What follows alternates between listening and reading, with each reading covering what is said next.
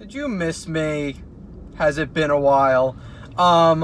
Adam Fox, Rangers, let's go. Okay, so debate for a little bit while. All right, first of all, let's get Foxy is a new fucking hashtag. If I don't see let's get Foxy on my timeline everywhere and in the comment section down below, I'm deleting my channel. That's it. I'm just going home. Anyways, there was a debate recently.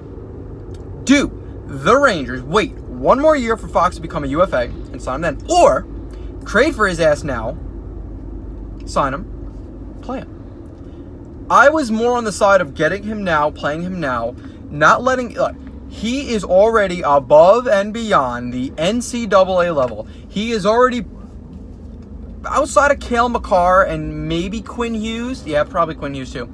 Besides the shit they did this year, Adam Fox was an elite NCAA talent. So, having him spend another year in college, I mean, he would grow because he's young, but it would not be as much, you know, compared to if he was in the NHL or the AHL. He'll probably end up in the NHL, let's be real here. So, I mean, that's a huge freaking deal. The Rangers lacked right-shot defensemen with elite level potential. Now, that's not a knock on Neil Pionk. That's not a knock on Anthony D'Angelo. That's certainly not a knock on Nils Lundqvist. But Adam Fox, you know, what he has become since being drafted, I think in the third round by Calgary in 2014, maybe 2015. What he's become since then is he has raised his stock so much. I mean, the Hurricanes, I mean, you know, Dougie Hamilton was the centerpiece of that trade. But Adam Fox, getting him in that trade, that was no slouch. You know, you're trading Noah freaking Hannafin.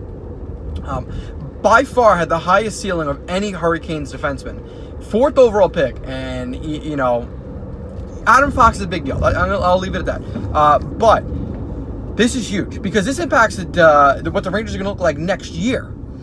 So what we ended up giving up is a second-round pick this year. Our own second-round pick this year, which I believe was slated to be 37. So it's a pretty, you know, it's a pretty high pick. And a conditional third-round pick in 2020. I'm not sure what the conditions are on the pick. I'm going to guess the conditions are if he signs or if he plays, maybe he plays like 60 games or something. That'll probably be a condition if he plays 60 games in the NHL this year or next. Yeah, it should be next year because this year is over for the Rangers. You know, you give up a fair amount for a guy that probably would end up being here next season anyways. But, I mean, the idea is you're growing him now, you're growing him faster, you're getting him already in the lineup. He's going to play next year. I mean, he's that good. He's already NHL ready. He could have played in the NHL this year. Now, right, this is where I got sidetracked. This is the question that comes into place. We have a lot of defensemen fighting for an NHL spot that are under contract next season. Namely, Neil Pionk, Brendan Smith, Mark Stahl, who else? Who else is kind of fringe? Joey Keane, you could argue, is fringe. He's a bit younger, but he's fringe NHL. Really, buddy? What are you doing? People in North Carolina can't fucking drive. Anyways. Brandon Crowley has had 2 good camps in a row. Now, I don't think the Rangers value Brandon Crowley very much, but he could make a push next season. Who knows? There's a lot of guys fighting for that 5th and 6th spot. You know what? Fuck it. A lot of guys fighting for that 6th spot. Adam Fox is going to be in that mix, but I think he gets the nod considering, 1, we gave a value for him, and 2, he's got the highest ceiling out of any of them. So, yeah, I mean, I wonder what the Rangers are going to do. I've seen a lot lately, speculation, not necessarily rumors, but speculation the Rangers would move Neil Pionk. Now, if we do move Neil Pionk, the question is, do you trade him for picks, or do you trade him and flip him for, you know, a current player, like a hockey deal, like an Adam Larson for Taylor Hall? I will take that deal. If we can do like a Neil Pionk for like a Connor McDavid or something. I'm messing with you. People are actually going to take that seriously or not. But if I don't know, you can make a hockey trade with Neil Pionk. You never know who you might get. Yeah, there's a lot we can do, and there's a lot I'm excited for. This should be a pretty busy offseason for the Rangers. Now, we still have a chance to get 3 first-round picks this year. We have our own first-round pick, which is 2nd overall, Capo Caco. Let's go. We have Winnipeg's pick that can be as low as 18th overall, but as high as 21st overall. So you get, between a Hedel and a Keandre Miller pick, which is nothing to laugh at. I think Thomas Chabot was a 19th overall pick. Plenty of Kyle Connor was like 18th overall. You got plenty of elite talent at that part of the draft. Especially, this is a pretty deep draft. And Dallas's pick can be as low as, I want to say, 28th overall, right? Because 28, 29, 33, yeah. It can be as low as 28th overall. So you still get 3 first-round picks this year. You don't need to use all 3 of those first-round picks. You could use those picks to bring in a guy.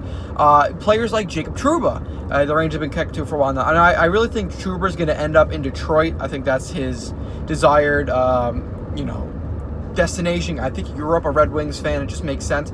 But there are other players out there that we could consider bringing on, using those picks.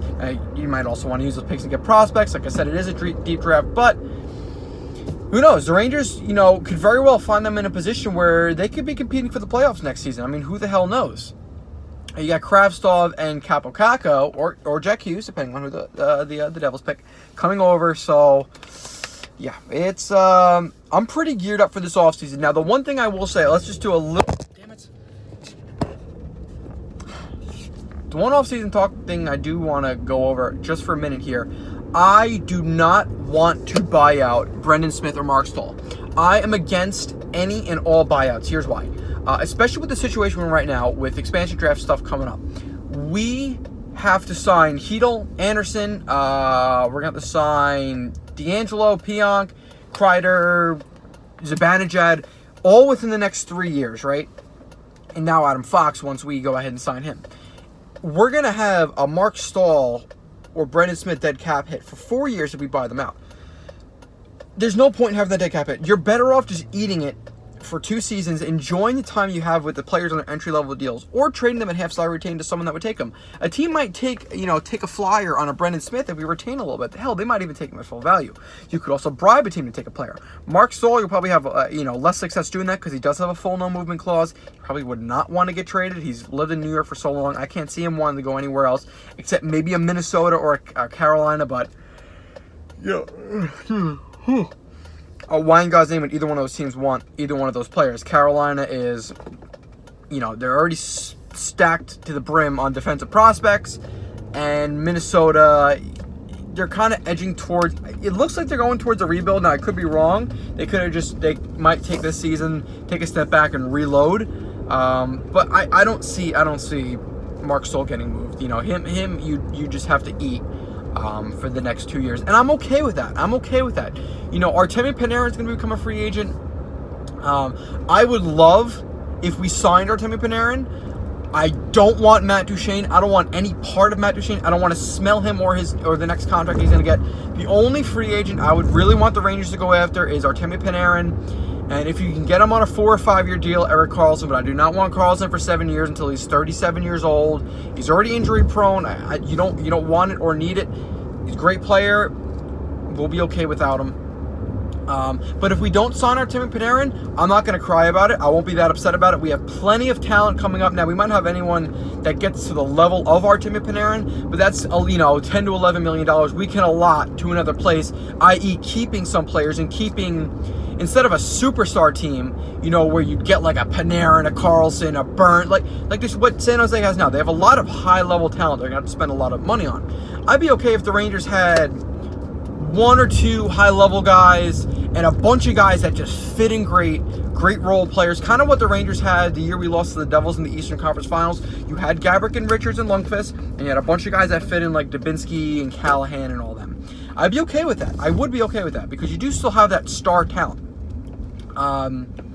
So with that being said, yeah, I wouldn't be upset if we didn't get a Panarin or a Karlsson. I'm not going to make a huge deal about it.